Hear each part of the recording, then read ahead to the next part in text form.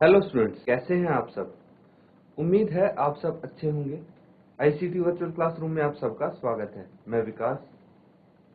बच्चों, क्लास 6 का हम मैथ्स करेंगे, चैप्टर संख्याओं के साथ खेलना।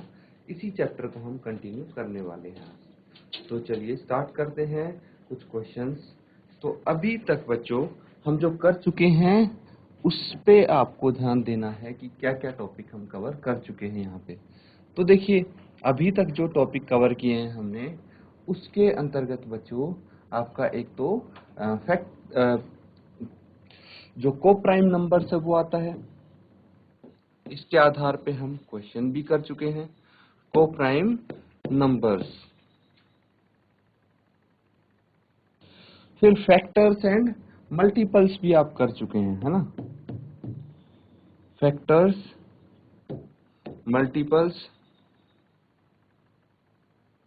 और common factor and common multiple भी कर चुके हैं आप, है ना।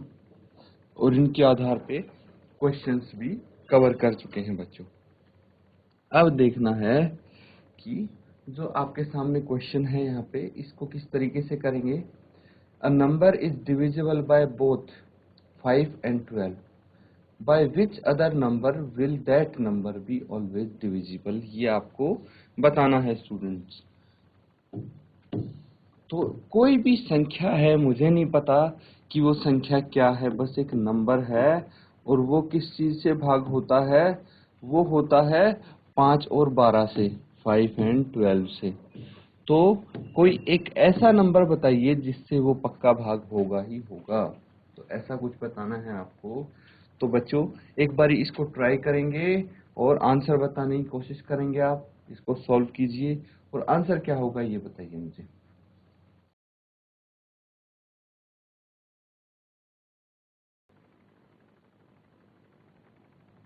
तो स्टूडेंट्स यहाँ पे देखेंगे कि वो नंबर क्या हो सकता है।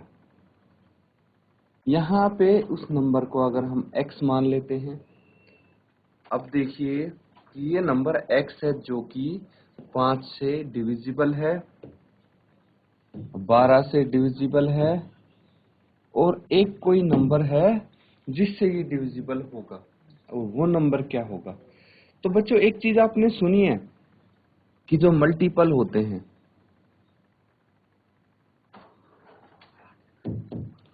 मल्टीपल्स मतलब कोई नंबर अगर इनसे डिविजिबल होगा तो इनके मल्टीपल से भी डिविजिबल होगा।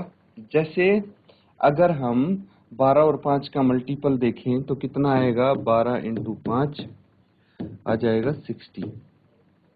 तो ये 60 से भी डिविजिबल होगा, ठीक है। ये मतलब इनके मल्टीपल से भी जरूर ये डिविजिबल होगा 60 से। एग्जाम्पल लेके देखते हैं। जैसे मान लीजिए 120 है, ठीक है। 120 है तो ये 120 देखिए 5 से डिविजिबल होगा, 12 से होगा और 60 से होगा, तीनों से ही होगा। मतलब कोई नंबर 5 से और 12 से डिविजिबल है तो वो 60 से जरूर होगा। तो इसी तरह से बच्चों आप कर सकते हैं अगला क्वेश्चन।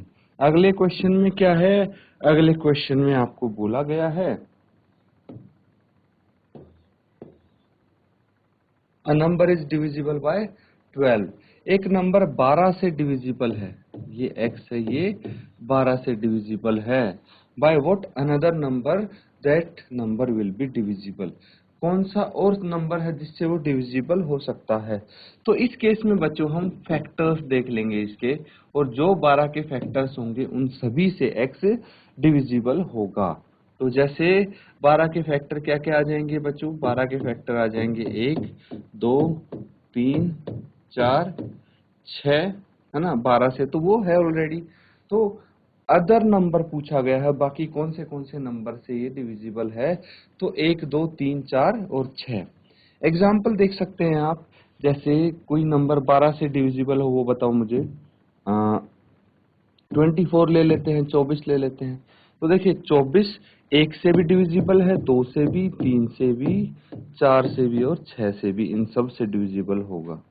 तो इसी तरह से आप यहाँ पे देख सकते हैं कि हमने इनके फैक्टर लिख दिए हैं, 12 के फैक्टर लिख दिए हैं, गुणनखंड लिख दिए हैं, जो जिससे ये पता लगता है कि 12 के जो नंबर 12 से डिविजिबल है वो उसके फैक्टर से, गुणनखंड से भी डिविजिबल होगा। तो नोट डाउन कर लीजिए बच्चों, ये 2 क्वेश्चन आपके यहाँ पे कंप्लीट होते हैं।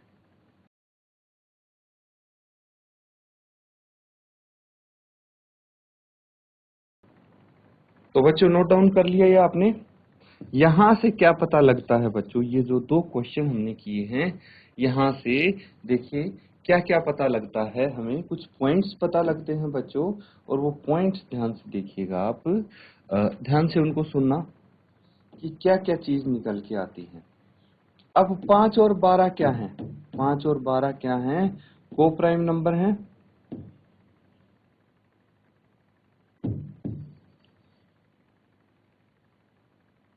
क्योंकि इनका जो कॉमन फैक्टर है, कॉमन फैक्टर सिर्फ एक ही है ना, सार्व गुणनखंड एक है, इसीलिए ये दोनों को प्राइम नंबर हो गए। तो यहां से एक चीज हमें पता लगती है कि भाई कोई संख्या, ठीक है, कोई संख्या अगर को प्राइम नंबर से डिविजिबल है तो वो संख्या इनके मल्टीपल गुणनखंड मल्टीपल से भी डिविजिबल होगी, ठीक है। जैसे 5 इंटू 12 से भी वो भाज्य होगी। इसी की मदद से हमने ये आंसर निकाला था। ये तो एक पॉइंट हो गया। दूसरा पॉइंट क्या कहता है बच्चों? दूसरा पॉइंट ये कहता है कि भाई कोई संख्या अगर किसी नंबर से डिविजिबल है, जैसे यहाँ पे 12 से डिविजिबल थी ये संख्या, तो वो संख्या उसके गुणनखंड से भी डिविजिबल होगी, प्रत्येक गुणनखंड से डिविजिबल होगी, है ना, डिविजिबल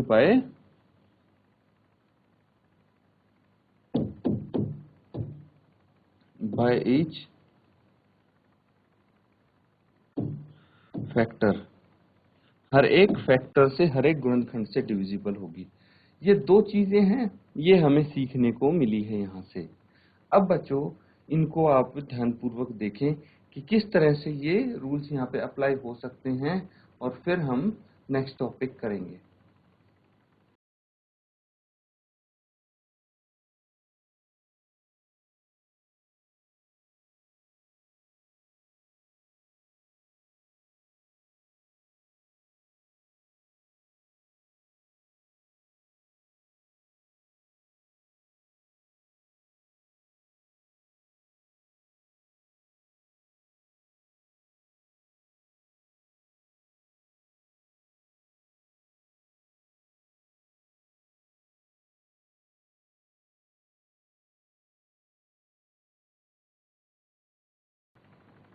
तो स्टूडेंट्स यहाँ पे आपने नोट डाउन कर लिया है।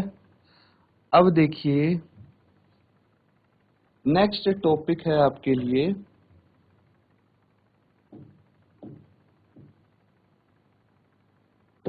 Prime factorisation.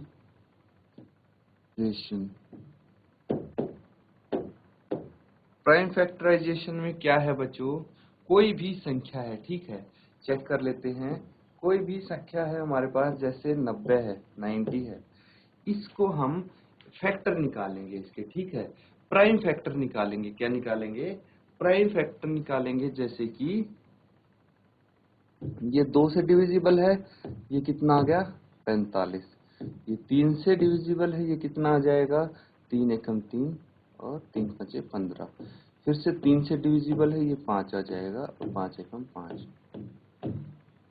तो इसके अभाज्य गुणनखंड जो होंगे वो होंगे 2, 3, 3, 5। तो हमें अभाज्य गुणनखंड निकालने हैं, तो कैसे निकालेंगे? प्राइम फैक्टर्स इसके कैसे निकालेंगे? इस प्रकार से आप निकाल सकते हैं।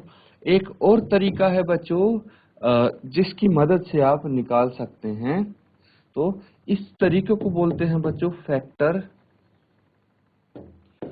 Tree method. Factor tree method क्यों बोलते हैं बच्चों? क्योंकि ये एक वृक्ष की जो टहनियां हैं उस तरह से इसको हम सॉल्व करते हैं, और आपका आंसर आप देखेंगे तो बिल्कुल सेम आएगा। जैसे 90 है, 90 है, ठीक है, तो 90 के आप ट्री फैक्टर मेथड से फैक्टर करेंगे तो आप लिख सकते हैं यहाँ पे 10 इंटू 9। भाई 10 गुना 9 कितना होता है? 90 ही होता है। तो 90 को मैंने 10 और 9 का मल्टीपल लिख दिया है। तो अब 10 को क्या लिख सकता हूं मैं? 10 को लिख सकते हैं बच्चों 2 इंटू 5, है ना। तब तक आप ये लिखते रहेंगे जब तक ये प्राइम नंबर्स नहीं आ जाते। तो देखिए 2 और 5 प्राइम नंबर आ गए हैं, तो 10 को आप 2 इंटू 5 लिख सकते हैं। इसी तरह से 9 को आप लिखेंगे 3 इंटू 3, 3 गुना 3। तो ये सब जो देखिए इनके आखिरी नंबर्स हैं, ये क्या है? प्राइम फैक्टर्स हैं। 2, 5, 3, 3। दोनों तरीके से देखिए, दोनों मेथड से आंसर आपका सेम ही आएगा, बस आपका तरीका थोड़ा करने का अलग हो जाएगा। इसको फैक्टर ट्री मेथड बोलते हैं, इसको फैक्टराइजेशन, ठीक है। तो नोट डाउन कर लीजिए इसको। ये दो तरीके हैं जिनसे आप इनको सॉल्व कर सकते हैं।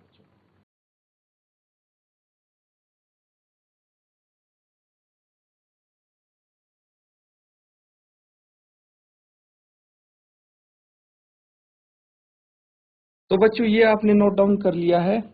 यहाँ पे एक और इम्पोर्टेंट चीज जो मैं आपको बताना चाहूंगा, तो ये तो आपका ट्रेडिशनल मेथड है। अब देखिए जो फैक्टर ट्री मेथड है उसी के बारे में हम कुछ चीजें डिस्कस करते हैं। अब यहाँ पे हमने लिखा है 10 इंटू 9 कितना है? 90 होता है ना। फिर उनके फैक्टर्स किए हैं।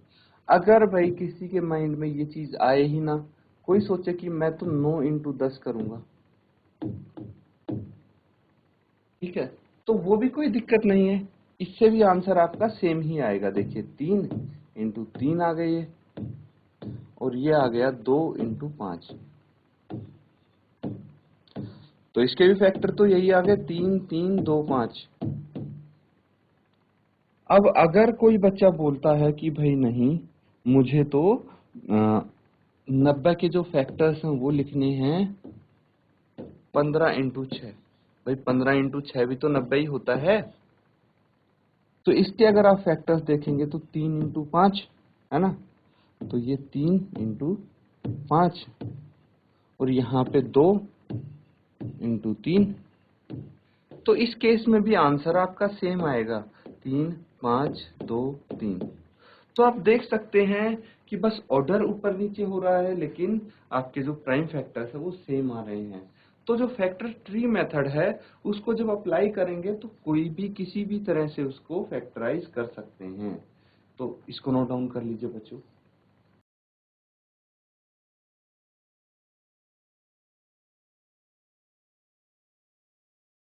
तो स्टूडेंट्स यहाँ पे आपने नोट डाउन कर लिया है। अब एक क्वेश्चन है आपके लिए, 980 के अभाज्य गुणनखंड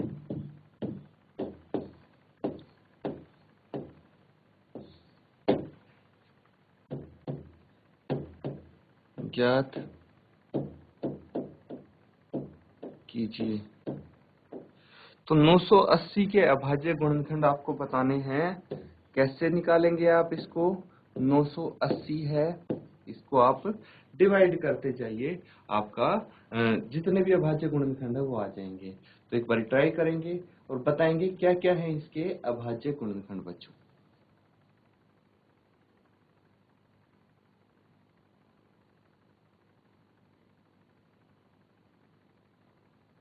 तो बच्चों इसको देखेंगे, इसको 2 से डिवाइड करेंगे तो कितना आ जाएगा? 2 चौके 8, 2 नेम 18, 0 का 0। फिर 2 से करेंगे तो 2 दूनी 4, 2 चौके 8, 2 पंजे 10। फिर इसको किससे डिवाइड कर सकते हैं? अब डिविजिबिलिटी रूल बच्चों आपको पता है, तो वो चीज यहाँ पे अप्लाई करेंगे तो हमें पता लग जाएगा कि किस नंबर से 245 को पूरा पूरा भाग कर सकते हैं हम। 2 से तो होगा नहीं क्योंकि एंड में आपका ओड नंबर आ गया, विषम संख्या आ गई। अब 3 से कैसे चेक करेंगे? 2 प्लस 4 प्लस 5 ऐड करके देख लेंगे अगर ये 3 से भाग होता है या नहीं।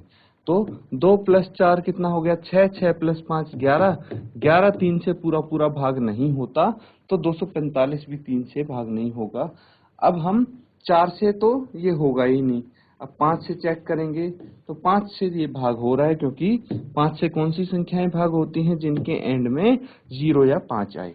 तो 5 चौके 20, 5 9 45, 49 7 के टेबल में आता है, 7 इंटू 7 49। तो ये इसके फैक्टर्स आ गए बच्चों। 980 के जो प्राइम फैक्टर्स हैं वो क्या क्या हैं, 2 2 5 7 7, ये हैं इसके फैक्टर्स। नोट डाउन कर लीजिए बच्चों, ये इसके प्राइम फैक्टर्स हो गए स्टूडेंट्स। क्या हो गए, प्राइम फैक्टर्स, अभाज्य गुणनखंड हो जाते हैं। तो इनको नोट डाउन कर लेंगे आप।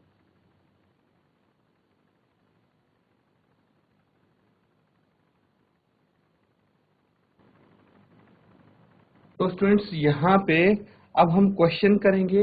जो चीजें हमने पढ़ी हैं कि अभाज्य गुणनखंड कैसे निकालते हैं, क्या क्या मेथड्स हैं, तो उनकी मदद से हम कुछ क्वेश्चंस यहाँ पे करने वाले हैं। तो सबसे पहला क्वेश्चन आप देखेंगे, इसमें आपको बताने हैं कि कौन सी स्टेटमेंट ट्रू है, कौन सी स्टेटमेंट यहाँ पे सत्य है, ये चीज आपको बतानी है बच्चों। इसमें किस तरह से हम कर सकते हैं, देखिए फर्स्ट पार्ट में आपको बताता हूं कैसे आप इसको सॉल्व कर सकते हैं। If a number is divisible by 3 it must be divisible by 9। तो इसमें ये बोला जा रहा है कि अगर कोई संख्या 3 से विभाज्य है, अगर वो 3 से विभाज्य है कोई संख्या, तो वो संख्या 9 से भी विभाज्य होगी। क्या ये सत्य है या असत्य है, कि ट्रू है या फॉल्स है, ये आपको बताना है। तो देखिए हमने डिविजिबिलिटी टेस्ट पढ़ा था, सबने पढ़ा था कि डिविजिबिलिटी टेस्ट में क्या सीखा था कि 3 से कौन सी संख्याएं डिवाइड होती हैं, जिनका अंकों का सम क्या है 3 से पूरा पूरा डिविजिबल हो, वो संख्या भी 3 से डिविजिबल होगी। इसी तरह 9 भी ऐसे ही है, जिनका सम 9 से विभाज्य हो, वो संख्या भी 9 से विभाज्य होगी। तो यहाँ पे 3 से अगर कोई डिविजिबल है तो जरूरी नहीं है वो 9 से डिविजिबल हो।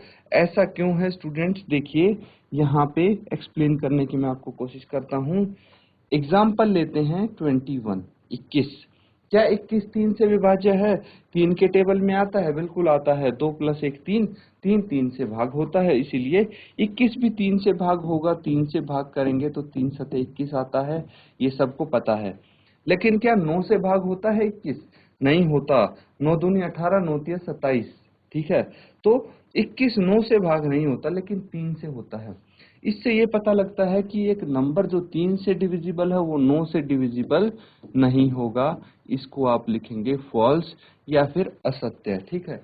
इस तरह से जो बाकी के क्वेश्चंस आप देख पा रहे हैं वो भी ऐसे ही करेंगे। आपने कोई ना कोई रूल जो यहाँ पे अप्लाई हो रहा होगा वो आपने पढ़ा होगा, तो बस वही उन्हीं रूल्स की हेल्प से आपको ये क्वेश्चंस यहाँ पे सॉल्व कर देने हैं स्टूडेंट्स।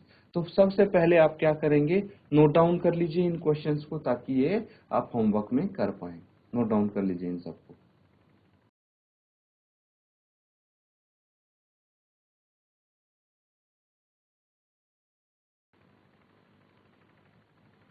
तो स्टूडेंट्स आप सबने इसको नोट डाउन कर लिया है। ये आप होमवर्क में करेंगे बच्चों। जो भी क्वेश्चंस यहाँ पे दिए गए हैं, जितने भी इसके पार्ट्स हैं, ये आप इजीली कर सकते हैं बच्चों। तो देखते हैं कि आप कितने पार्ट्स कर पाते हैं। कल सब इसके आंसर बताएंगे अगली क्लास में। आप जो भी इनके आंसर होंगे ट्रू और फॉल्स, वो सब यहाँ पे आप बताएंगे, पूछे जाएंगे आपसे। तो बच्चों होमवर्क जरूर करें।